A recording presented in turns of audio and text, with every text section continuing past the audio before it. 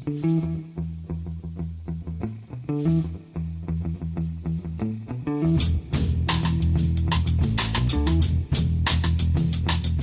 and welcome to The Price of Football, the show that looks at the money behind the beautiful game with me, Kevin Day, and Liverpool University's Kieran Maguire. Kieran, it's back. Football is back after our period of mourning and after our international break. Unfortunately, we are recording this before our respective games, Kieran, so let's just assume, in the circumstances, we both lost and move on. Very wise. Yes. It's questions day, Kieran, and our first question comes from Connor Wilkinson. And Connor says, as a procurement professional, which I can't help childishly thinking sounds slightly rude, but never mind. As a procurement professional, I've often wondered whether football clubs employ procurement personnel to manage their supplier relationships and negotiate operational and capital costs contracts to ensure best value. With the majority of clubs focusing on the management of their cost base owing to the impact of COVID, does the role of a procurement professional within football, and if so, how far down the football pyramid do you think such a role exists? So we're talking headhunters here, presumably, Kieran, are we? I don't think headhunters. It's do you have somebody that negotiates your energy deals? Do you have somebody that negotiates your transfer deals, right, rather than having a member of staff do it?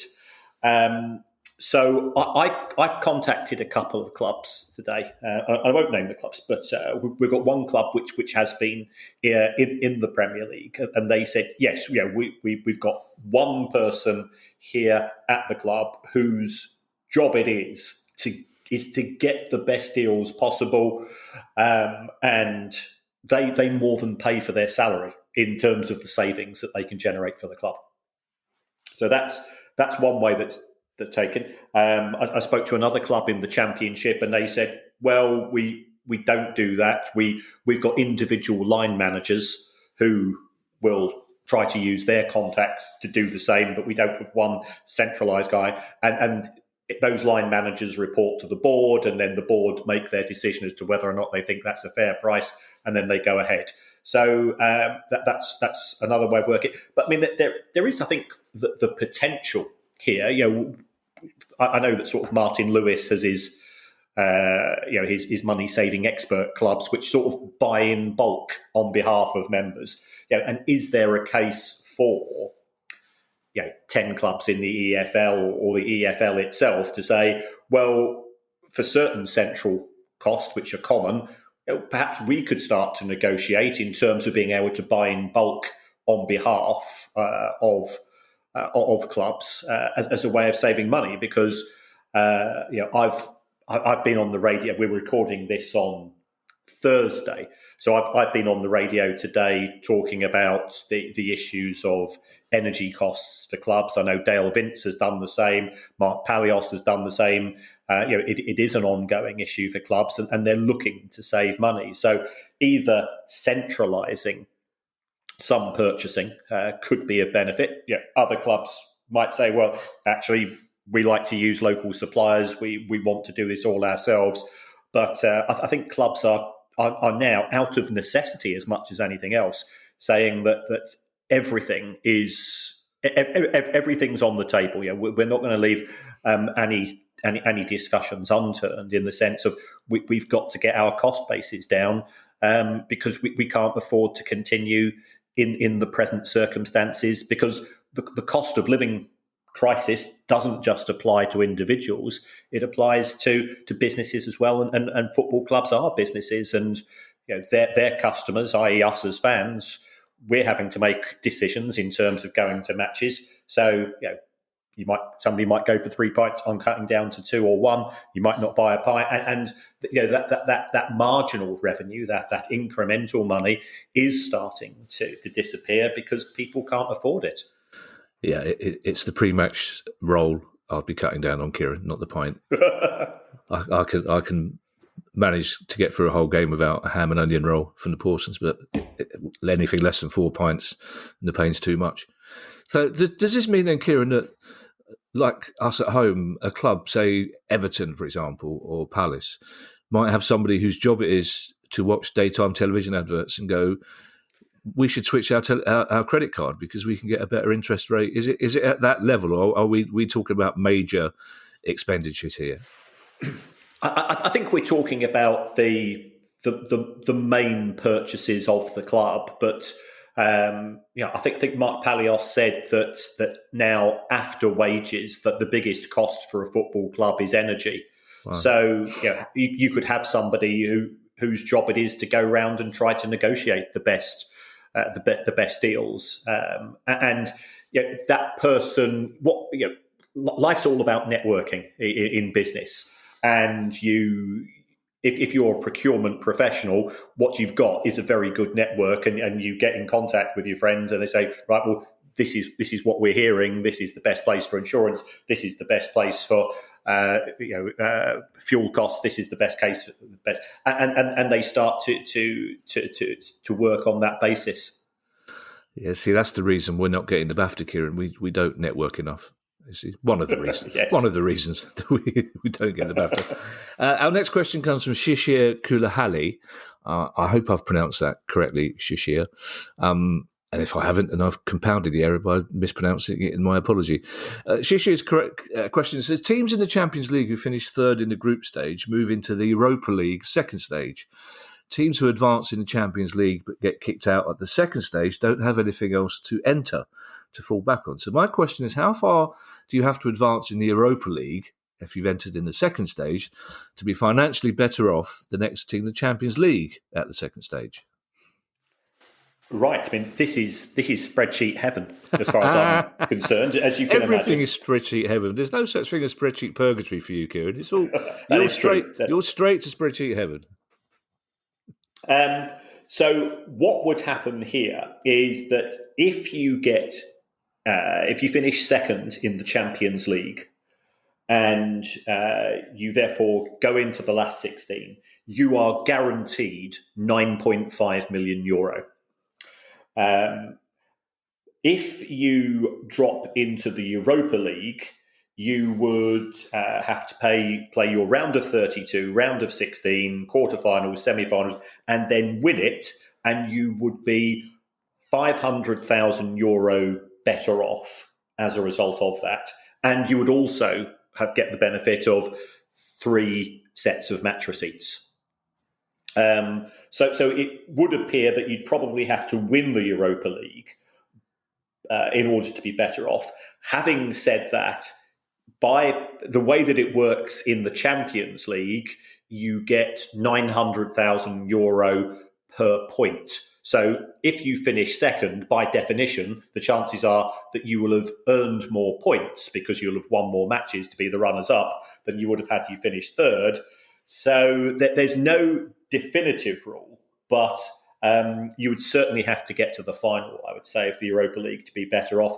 And then, of course, the other benefit is that if you win the Europa League, you get an automatic place in the following year's Champions League, which could be hugely beneficial because if you've not finished in the top 4, from Manchester United's point of view, or a club that drops out, if you don't finish in the top 4, that does give you a huge benefit because for every £1 that you get from the Europa League, as far as sort of qualifying and group games and so on, you get around about £4.50 in the Champions League. So it is hugely beneficial. This question comes from Craig Hollyhead, and I like this question, Kieran, because it starts basically the way I start a lot of questions off air to you, which is, well, your patience sometimes runs out. As Craig Hollyhead says, I'm sure I either read or heard that the likes of Real Madrid or Barcelona only pay wages twice a year, mainly to aid cash flow.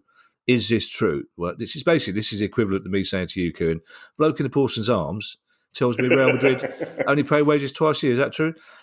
If it is true, says Craig, why don't Premier League clubs do it as well, as many of the players are millionaires and probably don't need their wages paid weekly or monthly as much as lower league players? If it isn't true, why are we asking it?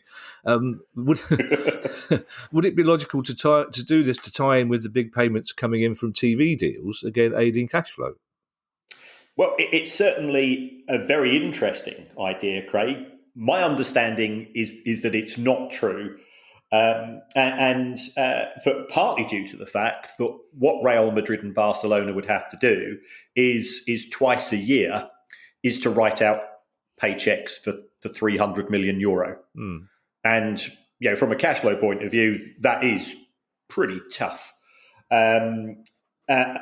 Spanish clubs aren't noted for financial common sense any more than English football clubs. So it's a bit like us knowing I've got a tax bill. You think about what we've got here in the sort of the self-employed tax system in the UK, that you've got to pay money on the 31st of July and the 31st of January. Well, in theory, you set aside money each month to prepare for it. In reality, you get to the end of June and you think, oh, Jesus Christ.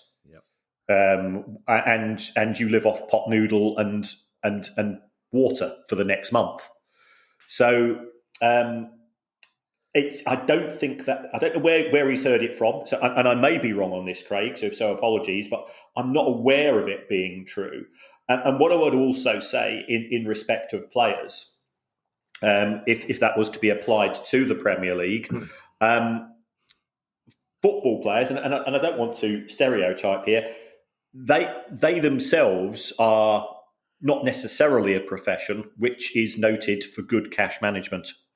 So, football players have got mortgages, they've got cars that they bought. Yes, they're earning lots of money, but they do have regular outgoings. Many of them have commitments to their extended family as well, because many football players are very generous towards their family. And I don't think that they would be particularly good at receiving a 6-month payment and then managing it well until they got their next 6-month payment. So regular outgoings and a regular wage is a lot more sensible. As far as tying it into the money from the Premier League itself, the Premier League does give a fairly significant payment out. Normally, I think about the 15th or 16th of June, normally sort of the second week of June. And that is a significant element of what's known as the agreed or the minimum sum you get. The way that the Premier League distributes money is that 50% of the money is split evenly. So I think you get around about half of that payment, which is probably around about £30 million in the second week of June. And then you get regular top-ups. And then at the end of the season, you get the prize money in terms of your final finish in the table, and you get what's known as a facility fee. And the way that works is if you've been chosen to appear on live television on a regular basis, you get, broadly it works out as you get an extra £1 million per appearance if you've appeared more than 10 times. So therefore the likes of Liverpool, Manchester United, City, Chelsea, and so on are likely to receive big payouts, and that normally comes at the end of the season. I understand, Kieran. I imagine players League One, League Two level are having to manage their finances in a similar way to mine, only better. But I always guessed that the likes of Harry Kane or Cristiano Ronaldo would have somebody managing their money for them, wouldn't they, on a daily basis? Or are we suggesting that Harry Kane wakes up in the morning, looks at his bank app and says, I better transfer a bit over, I've got the gas bill coming out? Well, I think you're absolutely right. When we reach the elite level, and we had the discussion on one of the shows recently that Cristiano Ronaldo is likely to have a salary of around about £20 million a year. And remember, on top of that, he's got all of his endorsements, which could easily double that. He won't have to do that. But there are players in the Premier League, and this sounds really crass, given the much broader economic issues that are being faced by many people in the country. There will be younger players. There will be players on contracts for clubs that have just come up who might only be on 20, 25, 30 grand a week. And then once you've paid your tax on that, a lot of that will go into your pension, and what's left is more than enough to live on, but it still needs to be managed. And I think that can quickly disappear if you're only being paid that amount of money twice a year. Yeah, fair point. Although I suspect a lot of listeners will certainly don't think you can use the word only in the same sentence as £20,000 a week. Now, at this moment, Kieran, I was due to ask you a question from Lee Poulin. Instead, I have to make an apology to Lee Poulin because our backlog of questions is such that it's no longer relevant. But I didn't want Lee to have been waiting for 18 months, but not to hear his name read out because circumstances changed 3 days ago. Because Lee's a fan of Brisbane Roar in Australia, who are co-owned or also owned by the then owners of Oxford United, the Backeries, who, as he describes them, as the relatively new owners of Oxford United. But as we discussed on our last pod on Thursday, that they are no longer the owners of Oxford United, the question no longer stands. So I apologise for that, Lee. But as a bonus, as a reward for waiting so long, I'll tell you what, special deal. You get a question in about anything next couple of weeks. Could be about the Smiths, could be about Joy Division, anything. And I promise you we'll answer it. Promise. So, Robert McPherson is a fan of Ross County. Robert McPherson says, my club, Ross County, pay wages below that of the conference in England. How much value would agents give to moving up north to the greatest team north of the Keswick Bridge, given that the exposure in the SPL is much greater than that in the lower English leagues? For example, most recently, Ross Stewart made a move to England after a good season with us and is now in the Scotland squad. Well, I think this is a really intriguing issue, which has been raised by Robert. I mean, first of all, I'm not convinced that there are many clubs in the National League that have a lower wage bill than Ross County. I mean, Ross County's wage bill in the most recent accounts was 3.8 million. If you look at League Two, it sort of varies from around about 2.2 to 5 million, and then in the National League, Wrexham might be paying more than that this year. But so I think we can benchmark Ross County against sort of a mid-tier League Two club would be my assessment there. But in respect of the position of is it worth coming up to Scotland, there is a lot of benefit. And the reason for that is you're absolutely right. You will get greater exposure, and this has certainly been the approach which has been taken by clubs such as Rangers. So they've gone to players from England and said, "Come up to Rangers. First of all, you'll be playing. You might be either." A squad player or a player that's trying to break through into a Premier League team but's not quite getting there, or you might be from the Championship.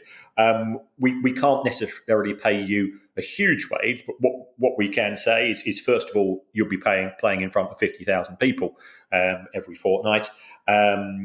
You will be playing in Europe, and what we will do is that we will not stand in your way should another club come in, and that's what we've seen from Rangers. This season, some of their players have come in. I think one from Leicester and so on, one from Charlton, and then they've moved on. And the deal that you tend to give, I think, if you're a club such as Ross County, and I'm certainly aware that this is the case as far as Rangers are concerned, is to say, well, we can't pay you a huge wage. But what we can do is we will say, we will give you the exposure of playing at the top tier of Scottish football. And then if a club comes back for you from England or from the continent, we will give you a bigger slice of the transfer fee upon your exit. So it's from the players' point of view, they've got an incentive to, the players have always got incentives to do well because they're professionals and they take pride in what they do. But they'll be aware that should their exposure lead to a national cap or lead to being seen by a broader scout base because you're playing in the top tier, then that will be reflected in your transfer fee, and you might be picking up, say, 15 to 20% of that transfer fee instead of perhaps 5%. So I think what Roberts said does have a lot of merit, and certainly my understanding is that following Brexit, Scottish clubs are looking to England, and English clubs are looking to Scotland, because the ability to recruit players from the European Union is now based on a points-based system, and it's making things far more challenging for clubs. So therefore, you have to look more at the domestic market.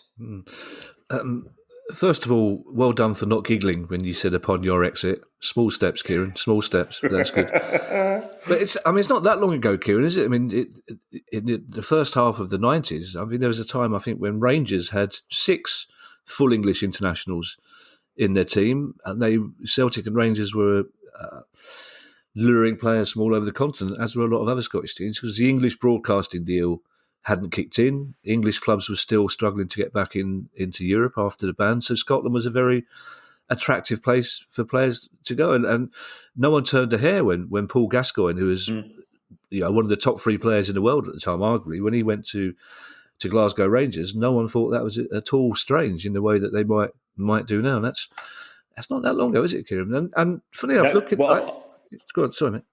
I've got the figures going back, and Rangers had the 3rd highest wage bill. At the start of the Premier League years, Rangers had the 3rd highest wage bill in the whole of England and Scotland. Wow. So you're absolutely right. The TV deals hadn't kicked in. Rangers had some pretty big benefactors at the time, and that allowed them to genuinely be one of the top players. And football's a talent game, and the talent follows the money. Plus, match day income on 50, 60,000 people, and at that time, no clubs in England were getting figures anywhere near that on a match day, were they? Ryan Ford has an interesting one for you, Kieran. Ryan Ford's question is this: I regularly hear on the podcast about the increase in revenue that comes from having more away fans visit your stadium as you move up the pyramid to play bigger, more established clubs. With the exception of Tuesday evening games, it seems that home matches for my club, Harrogate Town, seem to swiftly sell out the away allocation, which is around 600, for league games. It's always met with cynical comments from the away team fans online, mocking the size of our club and our stadium, Wetherby Road. As our average home attendance hovers around 2,000, I can see why the club wouldn't want to allocate any more tickets to away fans, but surely there's a financial argument that could be made to expand the away end. If you've got a big team visiting you, that seems to make sense, Kieran, somewhere. I know you're going to annoy your regular fans, but if you know somebody like Sunderland, maybe, or a club that size is coming to town with 1,500 people, then you take that money and run, don't you? Yes, I think it's an interesting one with Harrogate. So I did a little bit of ferreting around, and I want to go to Harrogate Town because I want to be able to go to my local rail to book a rail ticket to Hornbeam Park rail station, which has got to be one of the most romantic named stations in the country. And also, I want to try out their Wellington burger, which apparently is a local pastry which consists of beef, blue cheese, garlic, mushrooms, and a red wine gravy. So wow. It sounds fantastic. Will you be? Sorry, Kieran. Will you be bringing your Marmite spoon with you? Well, if it involves scraping out as much from the pastry as possible, then possibly. The Marmite spoon is a thing of wonder. You get an extra 4 slices of toast from utilising the Marmite spoon, which I think is vastly underrated in these troubled times economically. You're such an accountant, aren't you? Can you claim for those extra 4 slices of toast? I'll do my best. Looking at the position of Harrogate Town, their ground has got a capacity of 5,000. So it would appear that there, as you rightly said, there's a payoff here. Football fans are creatures of habit, And therefore, we often say this, we like to sit in the same place or stand in the same place talking to the same idiots about the same things week in, week out. And anything which rocks that routine tends to generate a bit of a backlash. So, could the club try to change things around? Yeah, but I think there's also there's a separate issue. We quite like the idea in football of having the away fans behind one goal. Yeah. So it could be that that is an issue, and what Harrogate have done is that they've tried to allocate, and it's easier from a segregation and a stewarding point of view, and those issues might take precedence over increasing the or shifting the away end. They might be in a position in a year or two, because I know that they have expanded the ground on a few occasions over the last decade, to somehow being able to increase the capacity where the away fans go, and that way everybody can be satisfied, because the overall capacity of the ground goes up. And I think it is one of those places that you quite enjoy visiting, because again, as an away fan, and we do tick boxes. I've not been to Harrogate Town, so it would be one of those places that, should the opportunity ever arise, I'd always make more of an effort to go to, because you want to tick off as many new grounds as possible. That's why I love the FA Cup draw so much, the third round draw, because you just sitting there going, come on, Burton away, come on, I haven't been to Burton, come on, Harrogate away, that'd be great.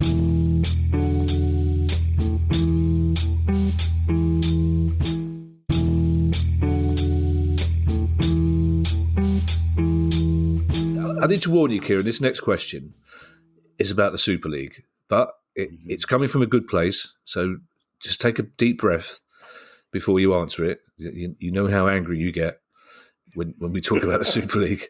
There's a question coming up about Tracy Crouch later, so your happy place is coming, Kieran. So in the meantime, let's just get through this question, and it comes from Andrew Ward. And I think Andrew is vocalising something. There's a verb in this. I don't know, he's talking, so he's not. He's writing, but never mind. Painted myself into a corner there, Kieran. Andrew is talking about something a lot of people spoke about when the idea of the Super League was mentioned. Because Andrew says, my question relates to the much maligned Super League idea. So he says much maligned, Kieran. He's not in favour of it. In a hypothetical scenario where the new league went ahead and the Premier League cut ties with the 6 English clubs participating, would we have seen a big reset in terms of the balance and gulf in size of teams left in the division? I.e., are the other 14 teams much more closely aligned financially, which would mean we have a much more open league?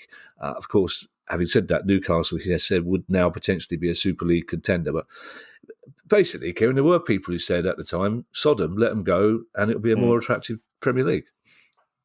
Yes. Now, I assume this is not Andrew Ward, who is the communications director at Manchester United, who's sort of trying to just sound us out as to whether, if we do go and leave. But I assuming that Andrew is not that particular Andrew Ward. I think it would be a fascinating scenario.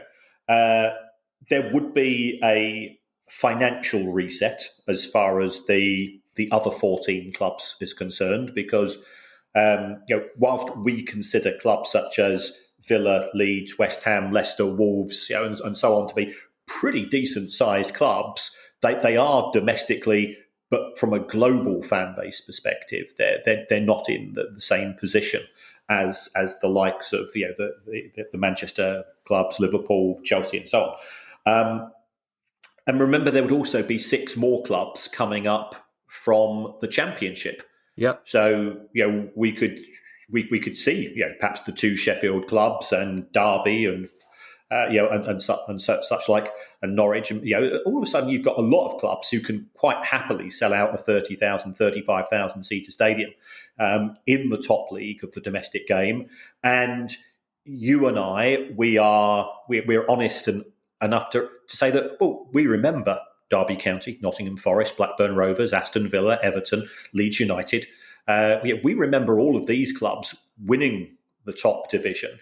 And we also remember a time when it was quite natural for there to be 4 different winners of the top division in 6 years, as opposed to the position where we are now. So I think it could be a really good product. And the Premier League clubs, in Andrew's hypothetical situation, who go off down their own end of the street to play with their friends at Barcelona and Juventus and so on, it would be a different competition. I think the two could live in harmony, and it would be great fun because I support Brighton and you support Palace. I don't actually care particularly who we're playing. Yes, it's nice to play Liverpool and Manchester United and so on, but we go along to see our teams win. And I've got to be honest, Kevin, we'd win more matches, both of us, wouldn't we, in all probability, than we do at present. So it wouldn't be a doomsday scenario if those clubs left. But of course, what they wanted was to have their cake and eat it. They wanted an 18-team Premier League, which would allow them to play more European matches. And that would mean that it would actually reinforce the existing gaps that they have against the likes of ambitious clubs, so Newcastle, Leeds, Villa, and so on, who have big fan bases. Because the Super League clubs would be playing probably 16, 18 games in Europe, plus the 34 games domestically. And all of a sudden, you and I and Leeds fans and Villa fans and Newcastle fans, we're saying, well, we've just lost 4 games a season from our club. So that's 2 sets of revenue, 2 home fixtures, but also 4 weekends where we're not seeing our clubs play football. So that would be the fear from my point of view, and it's always been the fear in respect of the Super League, was that the biggest losers would be the fans of sort of the mid-tier clubs, because they'd end up seeing less, and their relative chance of winning matches against the elite, that would decrease as well. So you don't currently care who Brighton are playing, Kieran, because somehow the fixture computer seems to make sure you're playing somebody in the bottom 6 of the table every week. Whereas with us, the fixture computer seems to make us play somebody who's won the Premier League in the past 5 years every week. I don't know how that works, because there aren't that many clubs in there, but we've had the lot, and it'll catch up with you, Kieran. Just in passing, Kieran, I wasn't planning to ask you this, but I know you will have an answer. I was in Edinburgh recently, which, as you know, is a very happy place for me, and talking to mates and comedians who are Scottish football fans. And this argument always comes up, and as Andrew Ward has just theorised here, they will always say that perhaps the Scottish Premier League would be a better product and more interesting if Celtic and Rangers weren't in it. Now, financially, I can't see how that would be the case, and I can't see how there would be a broadcasting deal. But there are, a friend of mine is a St Johnstone fan who basically says as soon as Celtic and Rangers are playing football in the Premier League or the Championship, the happier he will be for the rest of the thing. So is it the same argument that Andrew Ward is talking about in England, or are the finances so totally different that it simply couldn't survive without those 2 clubs?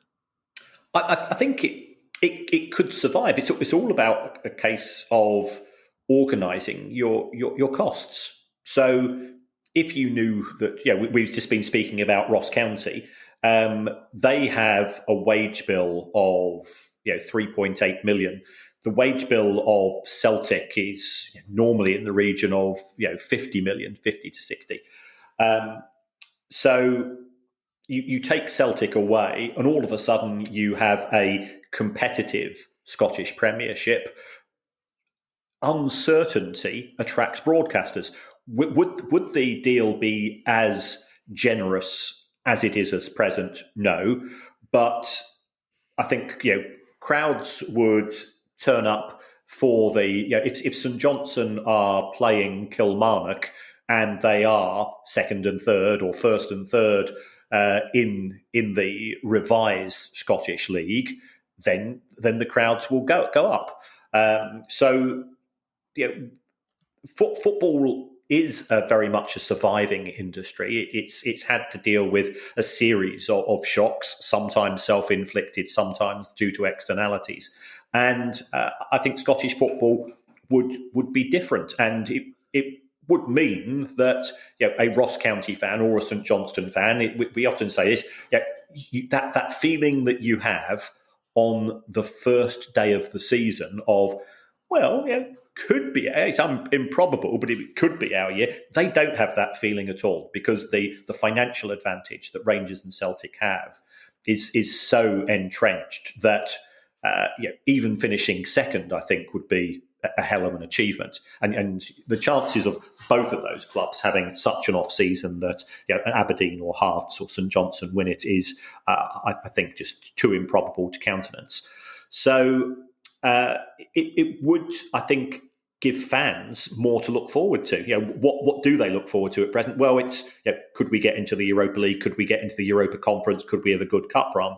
And that's not dissimilar to where we stand in terms of following our clubs. Yeah, and I'm on a bound here, Kieran. Before I've got friends who support both Celtic and Rangers. No, I don't support both of them. That would be difficult. But you see what I mean? It's becoming slightly redundant, according to, and I think they're right, that this idea that Scotland's a country where only two teams win, and that is true. But increasingly, France and Germany are countries where only one team wins. I mean, no matter how much we admire the German financial model, Bayern Munich has won the league the last 10 times running. England is a country where increasingly it's a toss-up at the start of the season whether Man City or Liverpool win the league. So it isn't just Scotland. Here's your independent regulator question, Kieran. Here's your happy place. We did discuss on Thursday that the government are perhaps wavering slightly about the Tracy Crouch fan-led review. But Mark Griffiths has this question. Mark Griffiths says, do you think an independent regulator would address the situation in the National League where only two clubs go up to the EFL? Could they impose a system where 3 or 4 sides go up from and down to the National League, so it's in line with the rest of the EFL? This is something we discussed with Jason Stockbridge, Kieran, as well, the Grimsby owner. Because it does seem slightly odd that it's harder to get out of the National League when increasingly it sells itself as Division 5, if you like, of English football. And it seems to me that it's for teams like Scunthorpe and Oldham, it becomes more of a disaster to be relegated to that league when it's that much more difficult to get out. Yes. Well, what I would say, Mark, is I'm increasingly confident that there will be a white paper later this year. So that's the positive. The negative is the independent regulator would not want to get involved in terms of what you might call operational issues. So things such as should there be replays in the third round of the FA Cup, and promotion and relegation. So the regulator, I think, would steer well away. And I think that's right to do so as well, because for every winner, there is a loser. Now, the reason why we don't have 3 up or 4 up and down from the National League and the EFL is, as we often make this reference to, it's self-interest.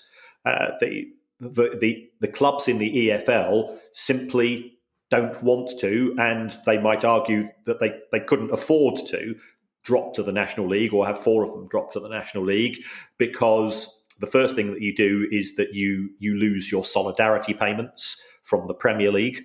The second thing is you will lose your EFL TV deal money as well. You do get parachute payments for 2 years. You also lose the money that you get through the Elite Player Performance Plan, which goes to clubs in the EFL.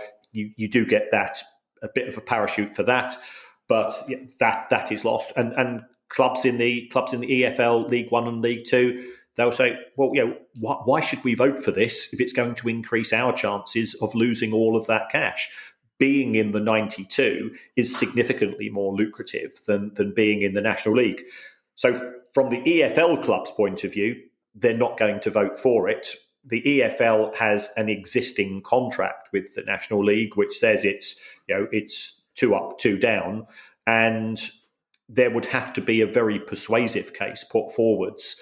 I think before clubs in the EFL, who ultimately would vote on this, and then they give the mandate to the executive of the EFL to go ahead for this. So from a National League point of view, it's got a lot to attract it. I think from a fan's point of view, it's got quite a few attractions as well, because we hate being relegated, but you and I, we've seen our clubs relegated in the past, and the first thing you do is the following season. You look at the fixture list and you say, well, I've not been there for 5 years, or they've moved to a new ground and I've not been there, and so on.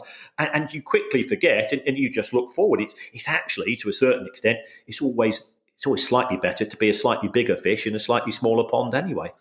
Yeah, I'm not entirely sure Scunthorpe fans would agree with you just at the moment, Kieran. Our penultimate question comes from Ray Challenger. Great! What a great name that is. Ray. What a name! Yeah. You wouldn't worry. It wouldn't bother you what your first name was, would it? If your second name was Challenger, you could be Nigel. You'd still hold your head high walking down the road. Ray Challenger. It's an interesting one, Kieran, because it's another of your pet subjects. As Ray Challenger says, in many shows you've highlighted the West Ham deal for the London Stadium and what a great one it is for the Hammers. And this has me wondering, of all the teams who do rent their stadium, who's getting the best deal? And I suspect he's already mentioned the team who's getting the best deal, hasn't he, Kieran? I think Ray has absolutely nailed this one.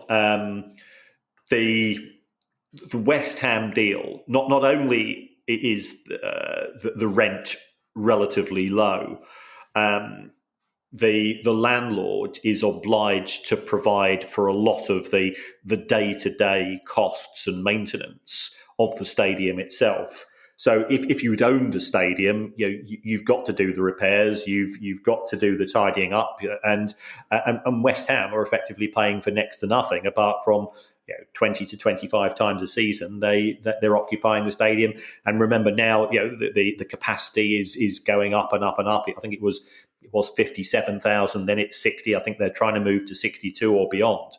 So it is a really good deal. The only other club in the Premier League which is effectively paying a rental deal, it's another former athletic stadium, but of course we're talking about the Etihad. Yes, and Manchester City, they acquired the Etihad again on a long lease from the council. But I think what is noticeably different is that Manchester City had paid around about £300 million themselves in terms of infrastructure costs. Now that's for the whole of the Etihad campus and the training facilities, and the increase in the size of the stadium, that's been paid for by City. Because I was around I was living in Manchester and attended the then Commonwealth Stadium. City are now in a much bigger and a much more football-focused stadium, and they've had to go and pay for a lot of those costs, especially since the new owners came in. So therefore, the West Ham position is far more beneficial to them because they've not had to expand anything, and in fact, the extra seats have effectively been paid for by the taxpayer. Yeah, I'm glad you mentioned that, because the Etihad is a much more sympathetic conversion. It does at least feel you go to the London Stadium and you feel the ghost of the Athletic Stadium all around the footprint, really.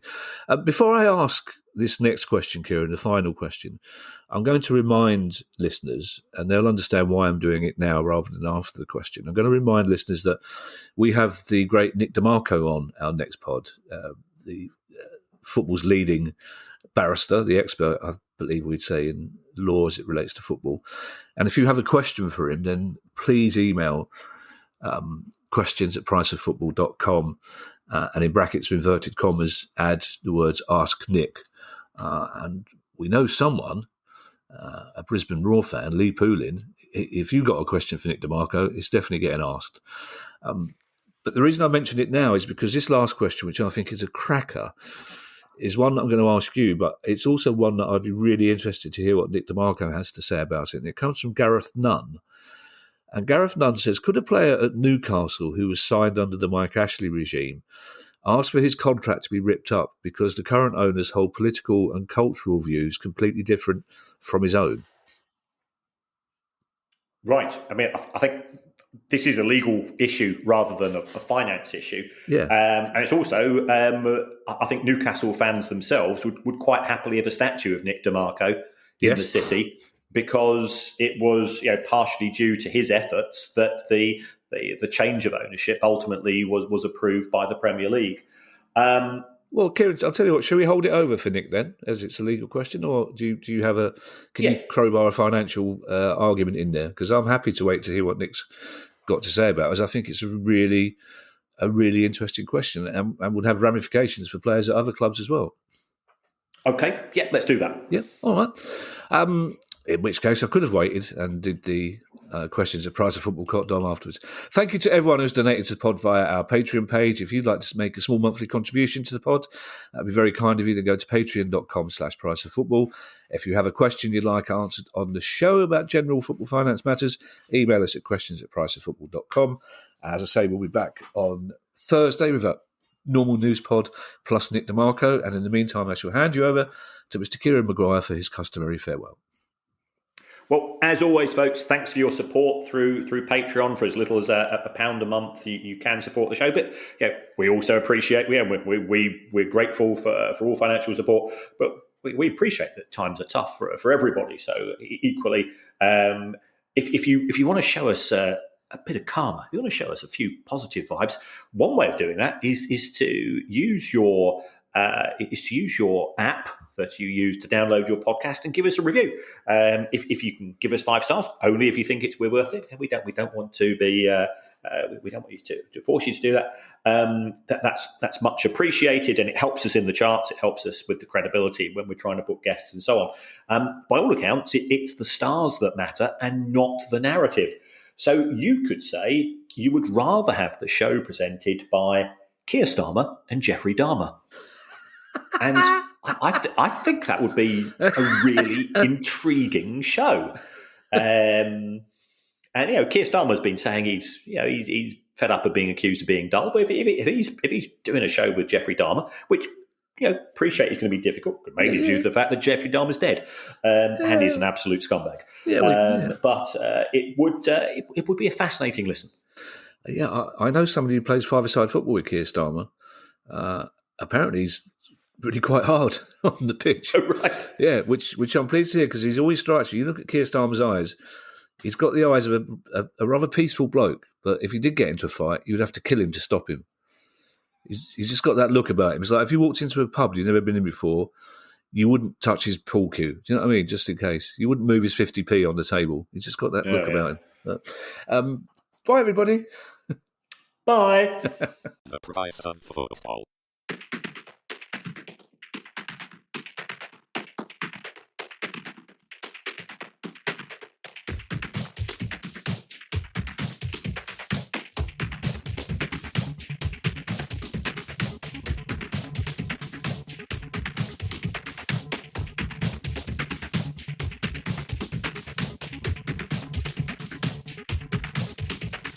The price of football.